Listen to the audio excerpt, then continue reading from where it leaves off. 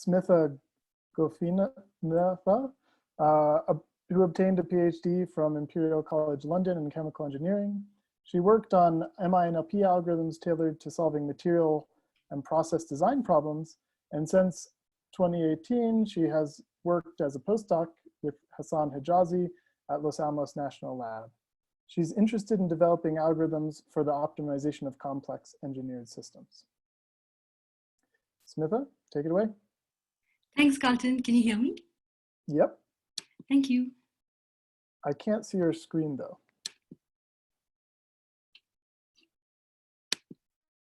Can you see my screen, Carlton? Yes, looks great. Okay, thanks a lot. Hi, I'll be showing you recent work at LANL with Nancy about proving global optimality of ACOPF solutions.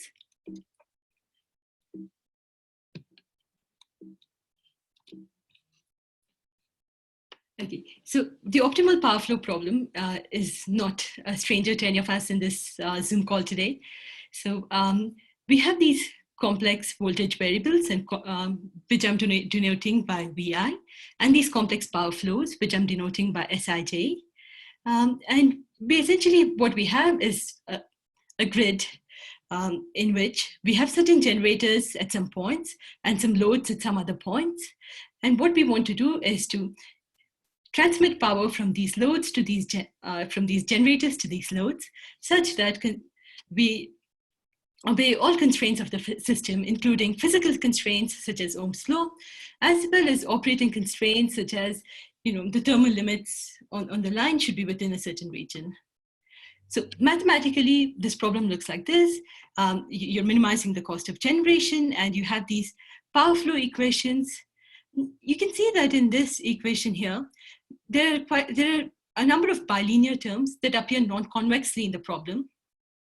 Bilinear terms such as Vi square or Vi Vj star. So this makes this problem a non-convex problem, and you could classify this under the class of quadratically constrained quadratic optimization problems, or QCQBs. Okay, so what do you do with QCQBs? There are a number of convex relaxation techniques, and one that's no stranger to the power systems community is the semi-definite programming relaxation. Our problematic term here is the non-convex bilinear term Vi Vj star. So what would I do with it? What I could do is I can lift this term, so replace each Vi Vj star with a new term Wij. However, I want my Wij to have the same values as Vi Vj star would. Okay, Wij is also complex, by the way. So I wanted to represent the same value that Vi Vj star would. So what would I do? So I want to link Wij to Vi Vj star. And a way to do that is by imposing that this Hermitian matrix W is positive semi-definite and that its rank is 1. However, this linking constraint is not convex. Let me convexify it by dropping the rank constraint, and I get this convex representation that W is positive semi-definite. I can do one step more. I can use the determinant. I can say that this means that the determinant of every principal minor of W is positive semi-definite. This gives me a polynomial representation of this convex relaxation. One could go a few steps ahead and use a tree decomposition of a graph and impose this determinant constraint, not on our large matrix W, but only on every bag of nodes in the tree decomposition. Okay, let's see how well this works. And let me try this on a 3-bus example from pglib, which perhaps many of us have played with. So this example has 24 variables and 6 non-convex terms. I have 2 generators and 3 loads. So I compute my upper bound and this polynomial STP relaxation that I showed on the previous slide using IPOpt. Again, let me emphasize that because our STP relaxation is polynomial, I can just use any off-the-shelf nonlinear programming solver. And here we choose to use open source IPOpt. Okay, so the upper bound and the lower bound from this relaxation are given here. And the relaxation gap is 6.9% and fairly large. So can we do better? It turns out we can. So So the theory states that reformulation linearization technique is a theoretical framework which allows one to tighten SDP relaxations by increasing linkage between lifted and original variables. Within the RLT approach, what do? You reformulate the problem first by multiplying any two linear constraints, and this could include bound constraints. You replace all of these non-convex terms with new variables, and that gives us a new linear representation. However, we still want to link our new and original variables, and this linking is achieved by McCormick type inequalities for a quadratic problem. What's the disadvantage of this approach? The disadvantage is that there is a quick blow up in the number of constraints, even for a small problem such as this. So can we do better? So here I present a physics-inspired SDP plus RLT approach. Here, we look at two key constraints to the ACOPF problem. Here, 3A shows the current flow on each edge. So given Vi, Vj as the voltages at two different nodes. And so the current flow on edge Ij is Iij, and the power flow is, the apparent power would be given by Sij, shown in this equation. So we should use a new RLT technique where we take each of these constraints and multiply it with its complex conjugate. That gives me these two nonlinear equations 4 and 5, where 4 is just 3a and 3a's conjugate multiplied, and similarly equation 5. Okay, confronted with these nonlinear equations, I'm just going to lift the nonlinear terms as usual, and that is going to give me two linear equations as shown here, equation 6 and 7. Further, to ensure that all my lifted variables are linked to their original variables, I will still pose this convex constraint that W is positive semidefinite. For lifted variables such as this, LWIJ, I'm also going to impose McCormick inequalities. And same for lifted power flows and hence get a tighter convex relaxation. Let me just say that there has been previous work using using the current magnitude to strengthen the ACOPF relaxation, but this new derivation allows us, is not only a more formal way of doing it, but because of this new derivation, we actually have a stronger convex relaxation than all previous works. Okay, so revisiting our 3-bus example, let's see what happens. So the polynomial SDP relaxation gap was 6.9%. Let me now try the polynomial SDP plus RLT relaxation, which also I can still solve with IPO, and the relaxation gap goes down to 0.93%, which is a significant decrease. Does this bode well for larger problems as well? Let's look at an 89-bus example where again I compute all bounds using IPOpt. And the polynomial SDP plus RLT relaxation has a very significant gap of 11.7%. And how can we improve this? Within the power systems community, we've often used, many researchers have used bound tightening algorithms. The general idea is that given a box such as this orange one here, in which you know the solution lies, you want to identify a smaller one, such as this blue one here, where the solution lies. What do tight bounds do? Tight bounds lead to tighter relaxations, and using tighter relaxations in bound tightening algorithms also leads to tighter bounds too. So there's a synergistic interaction between tight bounds and tight relaxations. So let me present the SDP-BT algorithm, which uses this polynomial SDP constraint and uses this within optimization-based bound tightening. So the general idea is that you minimize and maximize each variable subject to its relaxation. And you would also have the constraint that the objective value in this relaxation achieved by the relaxation should be less than your upper bound.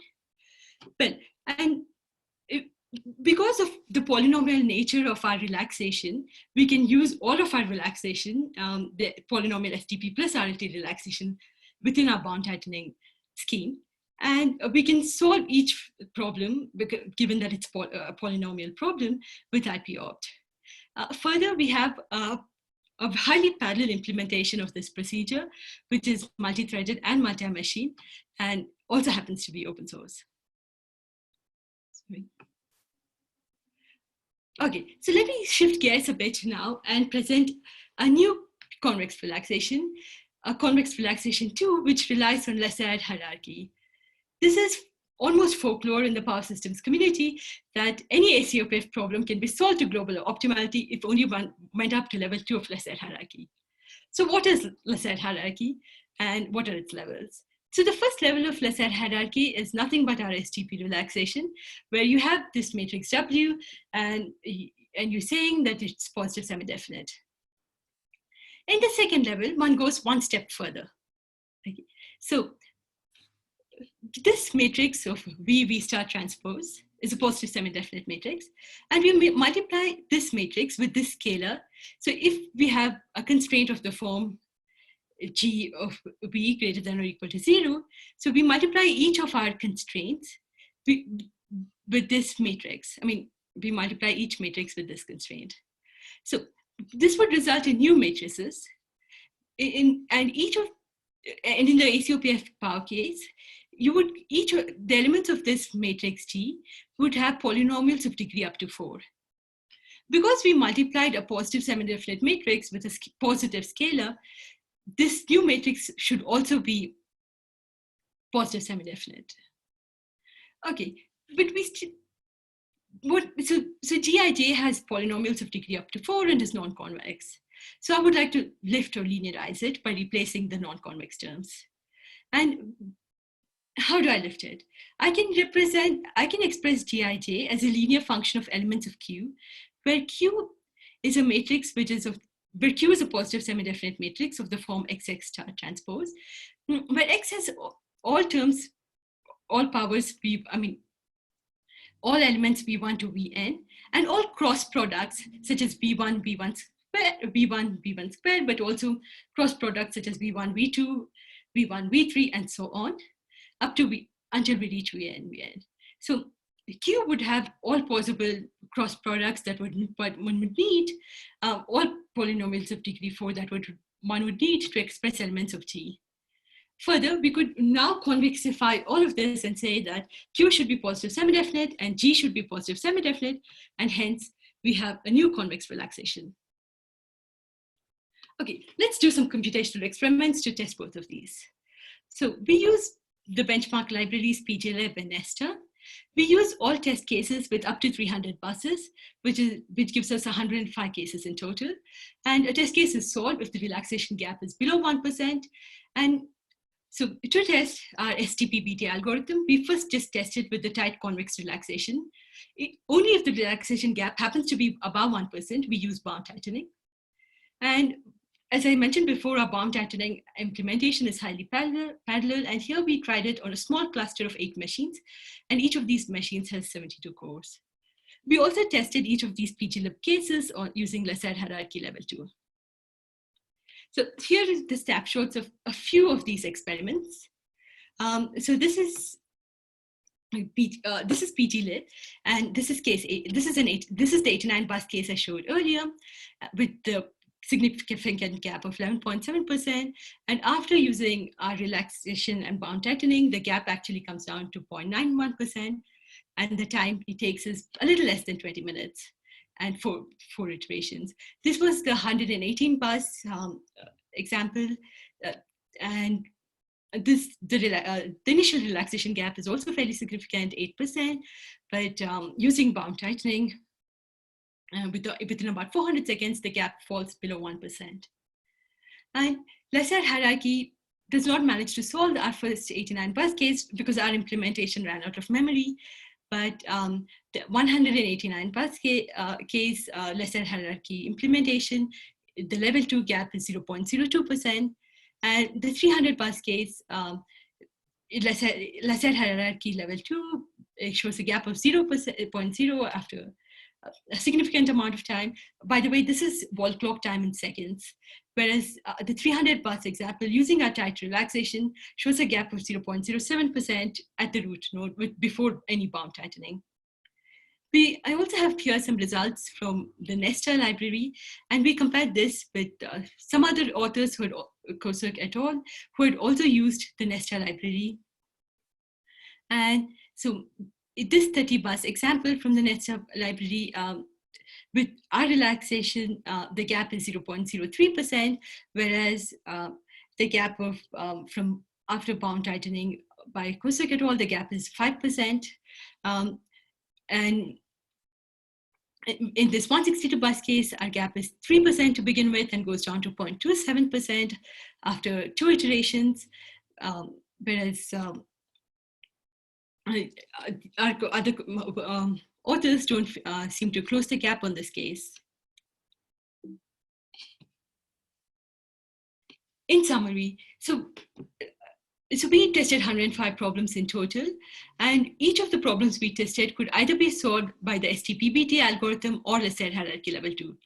The STP-BT algorithm, in fact, managed to solve 104 out of 105 cases, and 87 of these could be solved using the STP plus RLT relaxation alone without any bond tightening, and showing how tight this new relaxation is.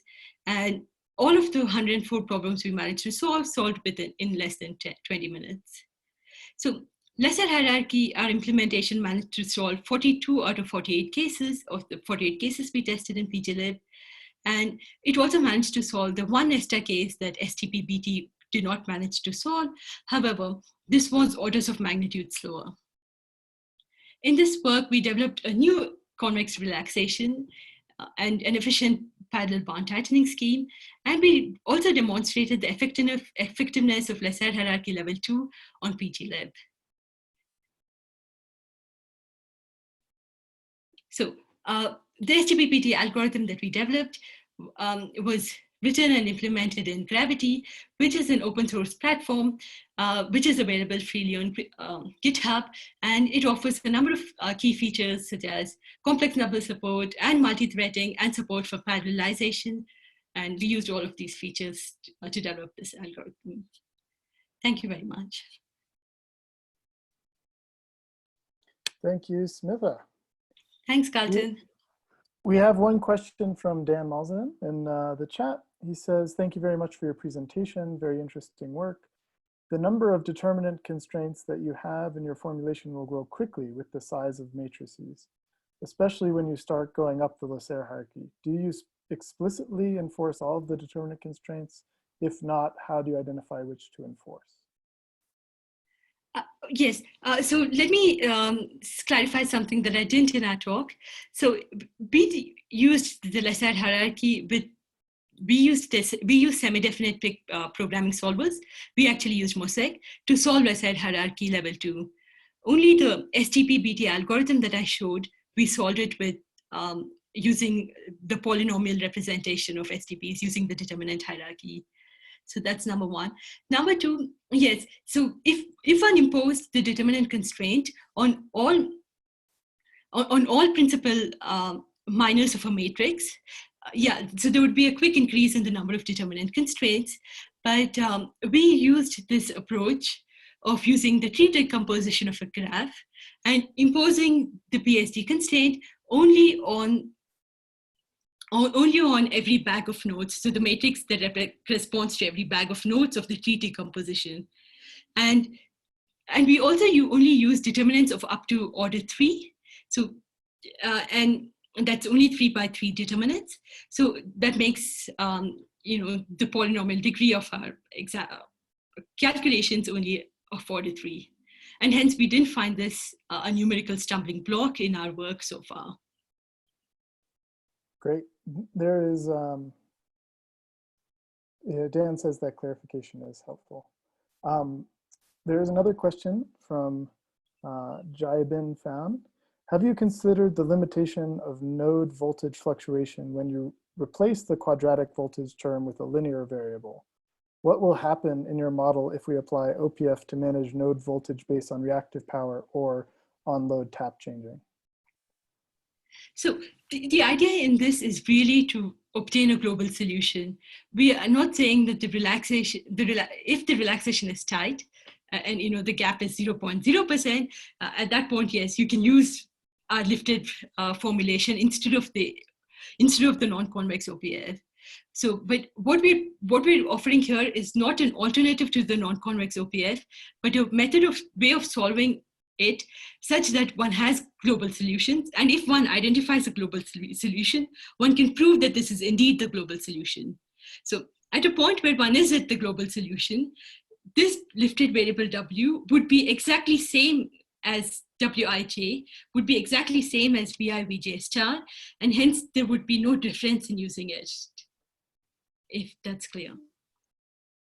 Great, I think it was. If there are 2 more questions in the chat, if you could answer those by typed answer at your convenience, that would be great. We're going to move on to the next presentation in the interest of time. Thank you, Kaarthik. Thank you for the questions. Yep, thank you.